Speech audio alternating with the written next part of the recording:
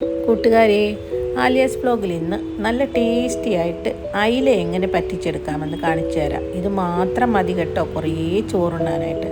ഒരു മൺചട്ടി അടുപ്പിൽ വെച്ചിട്ട് ആവശ്യത്തിന് വെളിച്ചെണ്ണ ഒഴിച്ച് അതിലേക്ക് ഉലുവയും കടുകും ഇട്ട് പൊട്ടിക്കഴിയുമ്പോൾ നമ്മളിപ്പോൾ ഈ കാണിച്ചിരിക്കുന്ന പച്ചമുളകും ഉള്ളിയും വെളുത്തുള്ളിയും സവോളയൊക്കെ കൂടി ഇട്ട് നന്നായിട്ടൊന്ന് വഴറ്റിയെടുക്കുക. അതിനകത്തേക്ക് പൊടികൾ ചേർത്ത് കൊടുക്കുക. ഞാനിവിടെ ചേർത്ത് കൊടുത്തിരിക്കുന്ന കാശ്മീരി ചില്ലി പൗഡറും പിന്നെ 1 സ്പൂൺ മല്ലിപ്പൊടിയും ഉലുവാപ്പൊടിയും കുറച്ച് കുരുമുളക് പൊടിയാണ്. 2 തക്കാളി കൂടി ചേർത്ത് കൊടുത്തു.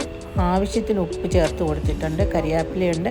ഒരു ശകലം പുളിവെള്ളം കൂടെ ചേർത്ത് കൊടുക്കുന്നുണ്ട് കേട്ടോ. എന്നിട്ടിത് നന്നായിട്ട് വഴന്ന് കഴിയുമ്പോൾ മാരിനേഷൻ ചെയ്ത് വെച്ചിരിക്കുന്ന അയില, അതായത് മുളക് പൊടിയും മഞ്ഞൾപ്പൊടിയും ഉപ്പും നാരങ്ങാനീരും കൂടെ ചേർത്ത് മാരിനേഷൻ ചെയ്ത് വെച്ചിരുന്നതായിരുന്നു കേട്ടോ ഇത്.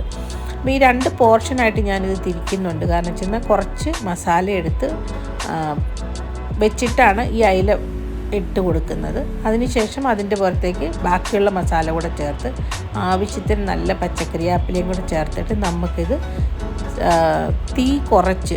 ഏറ്റവും തീ കുറച്ചിട്ട് അതിലൊന്ന് വേവിച്ചെടുക്കണം.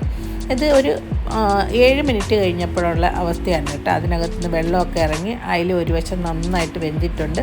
ആ സമയത്ത് നമ്മളൊന്ന് തിരിച്ചിട്ട് കൊടുക്കുന്നു അയില. ഓക്കെ, അതിനുശേഷം വീണ്ടും ഒരു 7-8 മിനിറ്റും കൂടെ നമ്മളിത് മൂടി വെച്ച് നന്നായിട്ടിത് പറ്റിച്ചെടുക്കണം. കാരണം ഇതൊരു ഫ്രൈയുമല്ല എന്നാൽ ഒരു കറിയുമല്ല, ആ ഒരു രീതിയിലുള്ള ഒരവസ്ഥയിലാണ്.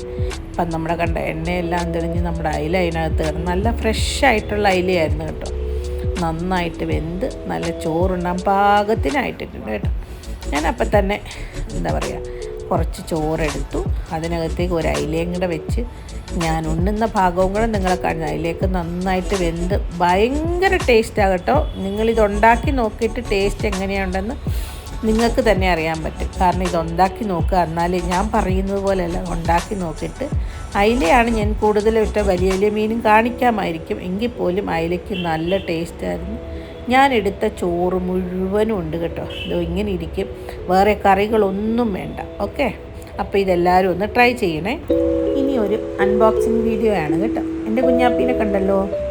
ഇത് സ്ലീപ്പി കമ്പനിക്കാരുടെ ബെഡാണ് കേട്ടോ. 4 വർഷം മുമ്പ് ഞങ്ങൾ സെയിം ഇതുപോലത്തെ തന്നെ ബെഡ് വാങ്ങിച്ച് ഉപയോഗിച്ച് അതിൻ്റെ നല്ല റിസൾട്ട് കിട്ടിയത് കൊണ്ട് തന്നെ എൻ്റെ 2ാമത്തെ മോളുടെ ബെഡ് ചേഞ്ച് ചെയ്യണം. മോൾ ഉപയോഗിച്ചുകൊണ്ടിരുന്ന വളരെ കോസ്റ്റ്ലി ആയിട്ടുള്ളൊരു ബെഡാണ്. ആ കമ്പനിയുടെ പേരൊന്നും ഞാൻ പറയുന്നില്ല. മോൾക്ക് കഴുത്ത് വേദനയും ബാക്ക് പെയിനൊക്കെ ആയതുകൊണ്ട് സെയിം ബെഡ് നമ്മൾ ഓർഡർ ചെയ്ത് കമ്പനിയുടെ ബെഡ് നമ്മൾ വീണ്ടും വാങ്ങിച്ചു കേട്ടോ.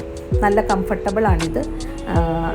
ഞാനിത് പെയ്ഡ് പ്രൊമോഷനൊന്നും അല്ല, എൻ്റെ അനുഭവം നിങ്ങളുമായിട്ടൊന്ന് പങ്കുവെച്ചു എന്ന് മാത്രമേ ഉള്ളൂ കേട്ടോ.